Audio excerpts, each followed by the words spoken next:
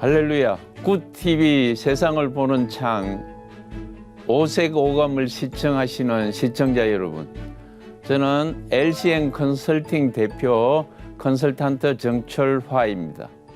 우리 좋으신 하나님께서 제 강의를 시청하시는 모든 분들에게 큰 은혜를 주시기를 기도합니다. 오늘 주제는 행복한 직장 만들기라는 제목입니다. 오늘은 기업이 미션과 목표도 달성하고 행복해지는 방법에 대해서 여러분들과 함께 나누어 보고자 합니다. 이 방법은 제가 30년간 경영 컨설팅과 코칭 경험을 살려서 실제 기업에 적용하여서 성공시킨 방법론입니다. 이 기법을 드러내기 경영 비주얼 매니지먼트라고 이름을 붙였습니다. 지금까지 경영을 혁신시키는 기법은 미국이나 선진국에서 예를 들면 식스 시그마, BPR, TPS 등을 도입을 했지만은 대부분 우리나라 기업에서 정착되지 못하고 사라져 버렸습니다. 왜 그랬을까요? 왜냐하면 한국 문화에 맞게 개발한 방법론이 아니기 때문입니다. 드러내기 경영 VM은 한국 기업에 실제로 적용해서 성과를 직접 확인한 방법론입니다. 기업이 성공하기 위해 해야 할 일은 무엇일까요? 성공하기 위해서는 줄여야 할 것이 있고 늘려야 할 것이 있습니다. 그러면은 매출이나 이익을 늘리고 가치 없는 낭비를 줄이는 것은 누가 해야 할까요? 대표이사에게 물으면은 그야 우리 직원들이 해내야 할 일입니다 라고 말합니다. 그러면은 이러한 일을 해내는 직원들이 진정으로 원하는 것이 무엇일까요? 라고 물어봅니다. 대부분 돈 많이 받는 것이지요? 라고 답합니다. 그렇다면 돈을 많이 주는 대기업에서 직원들이 왜 퇴직할까요? 라고 물으면 그 다음에는 뚜렷하게 답을 하지 못하는 경우가 많습니다. 돈을 많이 주는 기업에서도 퇴직하는 이유가 무엇일까요? 행복하지 못해서라고 답하는 비율이 절대적으로 높습니다. 오늘 한 번만 행복하면은 행복한 삶이 될까요? 행복은 일회용이 아니라 인간은 지속적으로 행복하기를 원하기 때문입니다. 톨스토이는 이렇게 얘기했습니다. 하나님은 인간이 성공하기를 원한 것이 아니라 성장하기를 원한다고 했습니다. 왜 하나님은 성장하기를 원하실까요? 인간은 성장해 가야 지속적인 행복을 느끼기 때문입니다. 인간이 변화가 없으면 성장할 수 없고 오늘보다 내일이 더 나아지지 못하면 우리 두뇌는 불행하다고 생각합니다. 그래서 기업이나 개인이 지속적으로 행복해지기 위해서는 끊임없이 혁신해 나가야 하는 것입니다. 20세기는 여러분들도 아시다시피 성공시대였습니다. 즉 성공하면은 행복해진다는 논리이지요. 그리고 문화가 수직적인 조직 문화였습니다. 그런데 21세기에는 행복 패러다임이 달라졌습니다. 성공하면 행복해진다가 아니라 행복해야 성공해진다로 바뀐 것이지요. 그리고 조직 문화도 상명하복식 문화가 아니라 쌍방향 소통 문화, 수평적 조직 문화로 바뀌었습니다. 이렇게 바뀐 21세기 행복 시대를 잘 적용하여 행복해지려면 우리가 어떻게 직장 생활을 하면 좋을까요? 내가 하는 일의 가치를 알고 즐기면서 성장해야 하는 것이고, 그리고 성장하면서 행복을 느끼는 것입니다. 일의 가치를 알고 즐기면서 성장하려면 우리는 어떻게 일해야 할까요? 해야 할 일을 하고 싶어 하고 할 수 있게 되면은 행복해지고 또 성공이 빨라지는 것입니다. 기업에서 일하는 행태를 살펴보면은 몇 가지 타입이 있습니다. 첫 번째는 해야 할 일을 하기 싫어하는 타입이 있습니다. 해야 할 일을 하기 싫어서 미루다가 결국은 낫기에 쫓기어서 억지로 급하게 하게 되는 것이지요.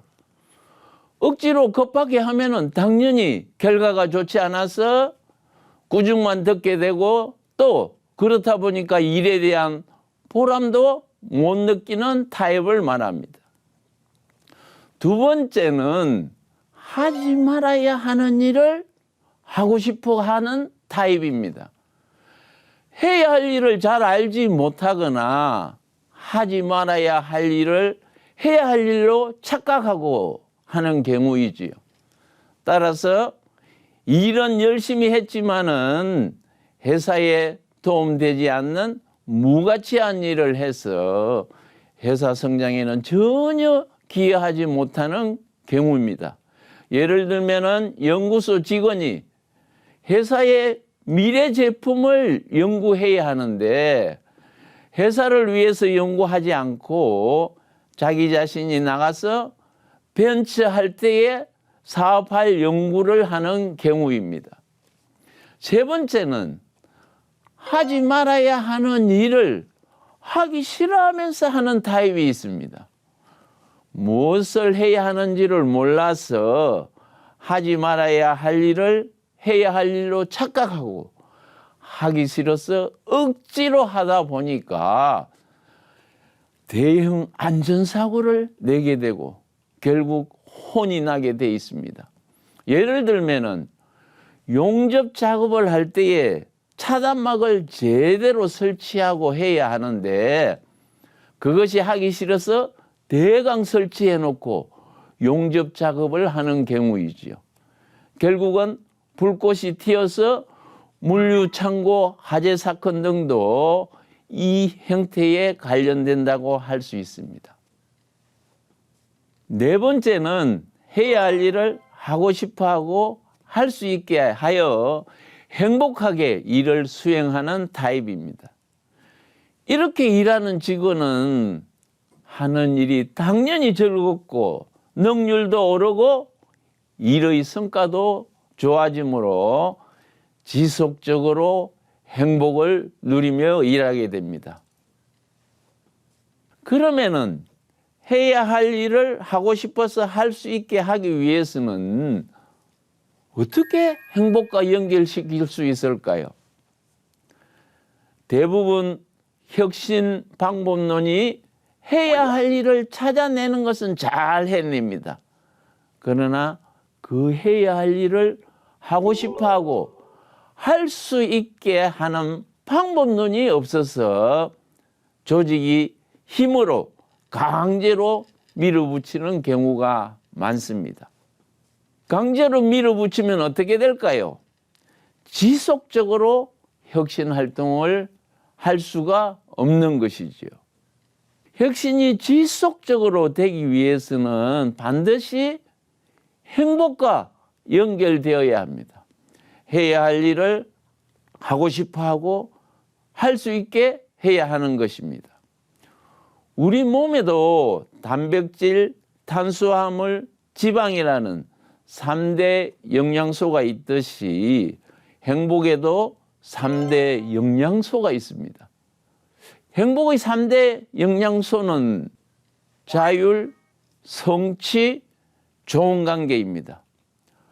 우리나라 노인 자살률이 10년 만에 3배로 증가했습니다.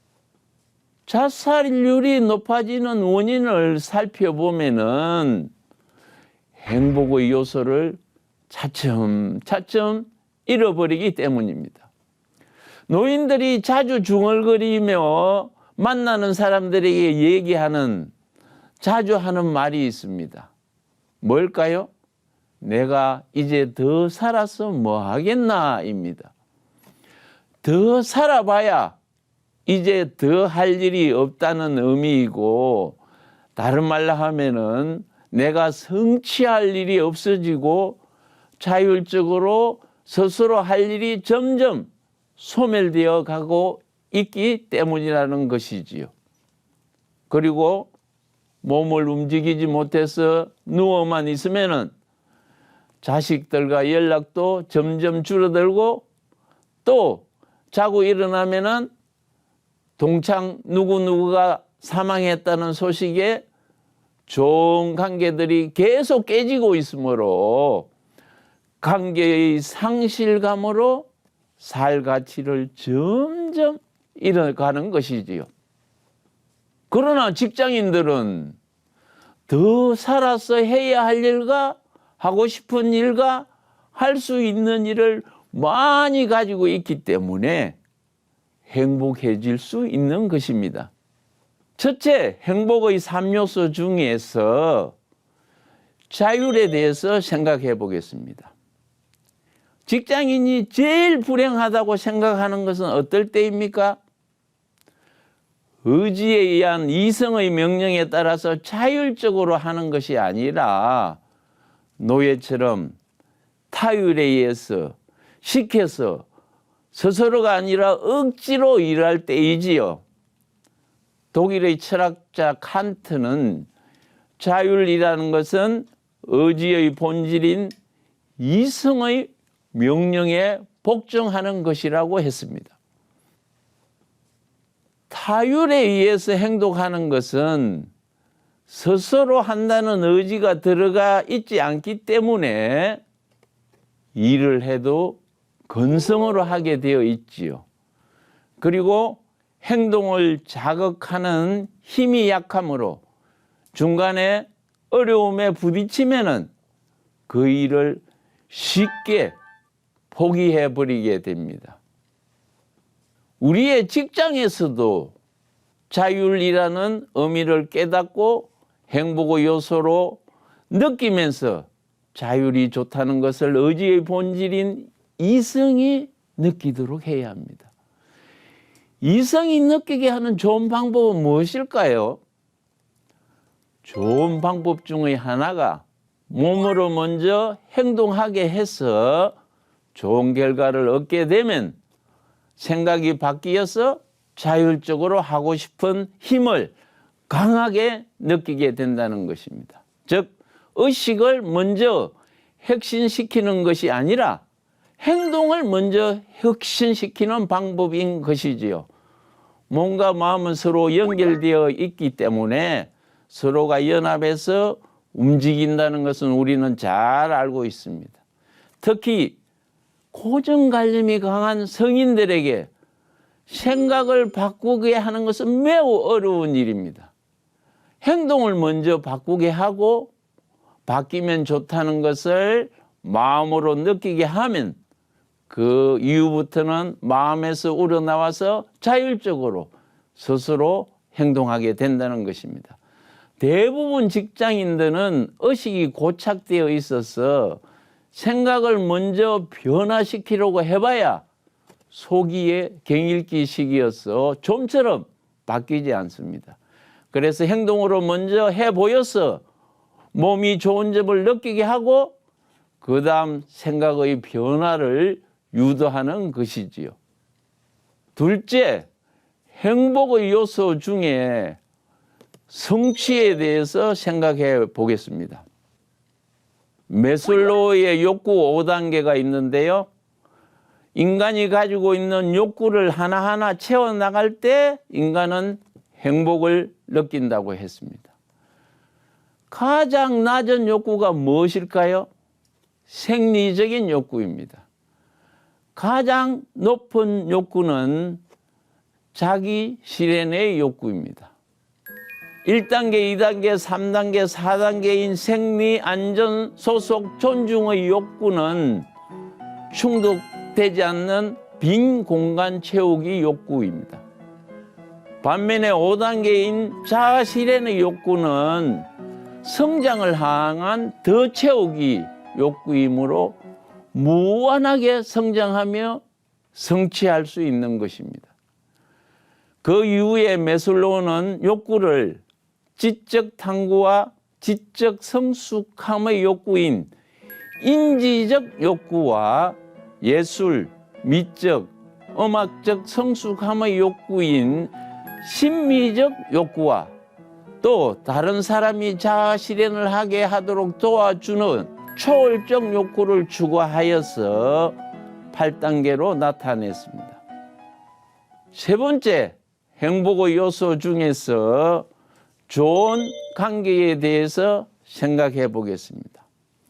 행복도 전염된다는 커넥티드라는 책에서 행복한 내 느낌이 친구한테는 15%가 전달되고 친구의 친구에게는 10%, 친구의 친구의 친구에게는 6%가 전달된다고 합니다. 그러면은 불행해지고 싶으면 가장 쉬운 방법이 무엇일까요? 불행한 사람과 사귀면 되는 것이지요. 행복한 사람은 행복한 사람들끼리 모여서 서로서로 격려해주고 칭찬하고 행복 공간을 만들어 가기 때문에 행복감이 증폭되어지는 환경이 만들어지는 것이지요. 내 동료에게 감사하고 칭찬하면은 동료의 기쁨 때문에 내가 행복하고 감사 칭찬이 폭포처럼 쏟아지면은 나의 행복도 폭포처럼 쏟아지는 체험을 드러내기 경영 VM 활동에서 체험할 수 있습니다.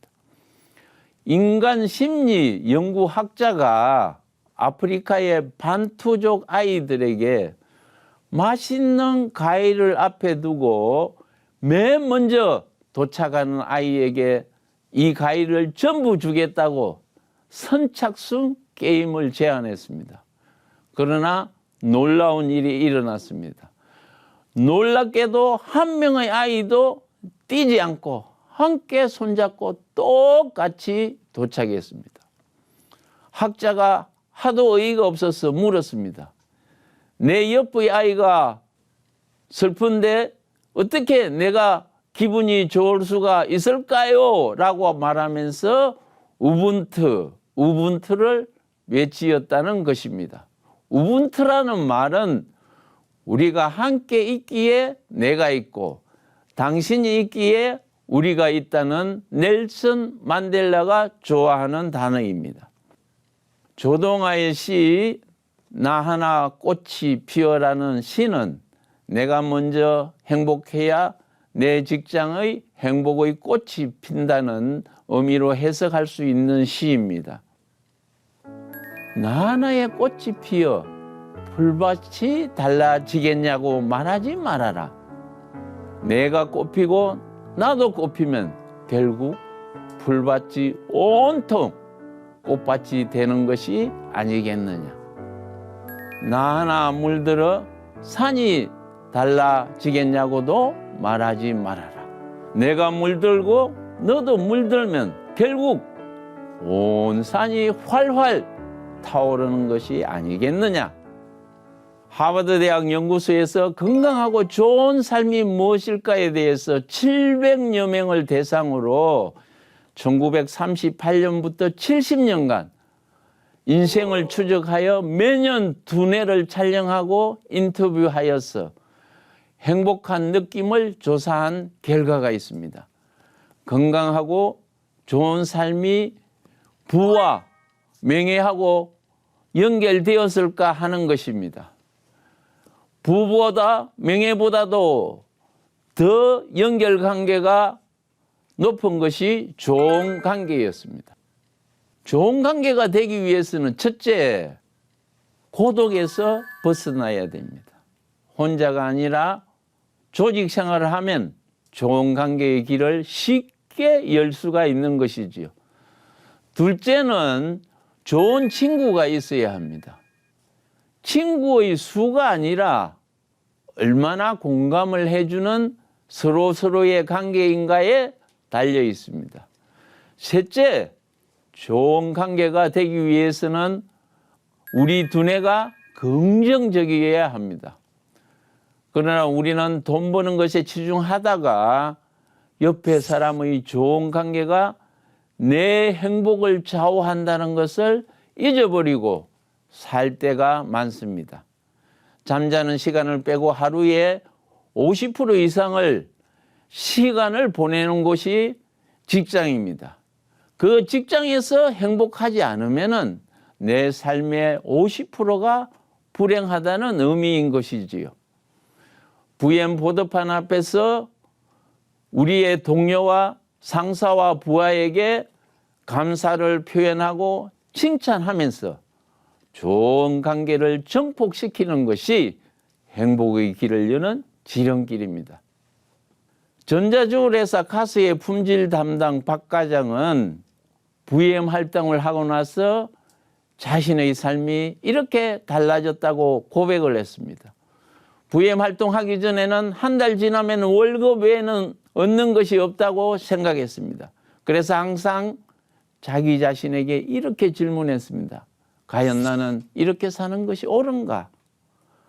아무 생각 없이 주어진 일에만 묵묵히 일하면 봉급은 나오는데 이것은 아닌 것 같다. 그리고 상사는 상사 나름대로 바빠서 이야기할 틈도 없고 상사는 항상 빨리빨리만 요구하고 그리고 시키는 일도 잊어버리고 또 다른 일을 계속 시키는 것입니다. 그래서 눈치 보다가 적당히 하는 척 하다가 얼마 부리면은 상사도 잊고 지나는 경우가 많은 것이지요. 유럽 출하 예정 제품에 품질 문제가 생겨서 퇴근도 못하고 밤새우고 일했는데 아침에 출근하는 사람들이 아무도 알아주는 사람이 없었습니다. 부하도 시키는 일만 하는데 제대로 하는지 모르겠습니다. 그래서 실제적으로 중간에 체크를 해보면은 엉뚱하게 시간을 낭비하는 경우가 많다는 것도 알게 되었습니다. 그리고 매번 물어보고 체크하면은 실외에서 업무를 제대로 코칭을 할 수도 없습니다. 이제는 부엠 활동으로 일하는 재미를 느끼고 지금까지는 정문에서 들었으면은 오늘은 또 무엇 할까 해야 할 일이 보이지 않았는데 이제는 퇴근할 때 내일 해야 할 일을 업무 시간별로 기록하고 기록된 것을 다음날 업무를 미리 볼 수 있기 때문에 미리미리 해야 할 일이 머릿속에서 그려지니까 다음날 출근도 즐거운 것입니다. 팀원의 업무도 아침 보도 미팅 시에 단번에 코칭도 가능하고 상사도 보도판을 읽어보면서 중요한 점은 스티커를 붙여주므로 업무의 긴급도 조절이 가능하게 되지요. 매일 업무를 공유하게 되어서 업무 부하가 걸리는 일에 대해서는 도움 작업이 가능해졌습니다. 한 달이 지나면은 나의 업무 시간에 대해서 반성하는 데이터도 있고 그리고 계획을 세워서 일하기 때문에 목표 달성의 기쁨을 누리게 됩니다. 그리고 개인 목표 구원은 나에게 달성 의지를 높이게 해줍니다. 부엠 활동이 나의 존재 가치를 찾게 해 준 것이지요. 나의 존재 가치는 세계인이 무게를 달 때 정확한 측정을 하도록 품질을 책임지며 카스 제품을 세계 최고의 품질로 진화시키는 역할을 가지고 있다입니다. 사는 방향과 목표, 목적이 명확해지니까 이렇게 사는 것이 옳은가에 대한 질문도 없어졌습니다. 벨기에 극작가 모리스 메텔링크는 파랑새라는 작품을 발표했습니다. 꿈속에서 이웃집 요정의 아픈 딸을 위해서 행복을 주는 파랑새를 찾아서 들판도 강도 건너고 산속을 찾아 헤매다니는 수고를 했지만은 결국 눈을 뜨고 보니까 집안 새장 안에 파랑새가 있었다는 내용입니다. 연극 파랑새에서 알려주는 것은 행복은 추구하거나 바깥에 찾아다니는 것이 아니고 이미 내 안에 있는 것을 끄집어내는 것이고 내가 가지고 있는 파랑새에게 다가가는 것이다 라고 강조하는 내용입니다. 따라서 행복은 찾아다니는 것이 아니라 이미 내 안에 있는 것을 끄집어내어서 선택하는 것이고 행복의 문의 자물쇠는 안쪽에 있기 때문에 내가 열고 나오지 않으면 밖에서 열어줄 수 없다는 문이 바로 행복의 문입니다. 하버드 대학 행복학자 탈벤 사르 교수는 이렇게 강조했습니다. 인생은 작은 선택들이 모여서 큰 결실을 이루게 되는데 일상 속에서 일어나는 일들 속에서 일의 가치를 찾아서 그 가치를 높이는 것이 습관화되면은 행복하게 된다고 했습니다. 행복한 생각은 비가시적이지만 가시적인 현실은 비가시적인 생각이 모이고 모여서 이루어진 결정체라고 할 수 있기 때문입니다. 따라서 VM 활동은 고래잡이 어부보다는 새우잡이 어부가 돈을 더 많이 버는 원리를 적용한 것입니다. 회사는 모든 것을 드러내므로 자신의 강점과 성격과 지력과 마음도 다 드러내기 때문에 그것이 행복의 3요소와 연결이 되는 것이죠. 그리고 드러낸 결과를 보고 사장은 월 1회 멤버들을 일일이 악수를 하면서 인정, 지지, 격려해주고 팀장과 팀원들은 매일 감사, 칭찬으로 서로 인정을 해줍니다. 즉, 내 가치를 주위에서 인정해주는 행복 시스템이 비로소 작동되는 것입니다. 행복 시스템이 제대로 작동되는 회사는 기업의 본질이 되는 사람이 행복하게 일함으로 저절로 성과가 좋아지는 것입니다. 하나님의 말씀으로 세상을 이해하고 바라보는 마음의 창이 여러분 안에 열리기를 소망하며 이 시간을 마치겠습니다. 감사합니다.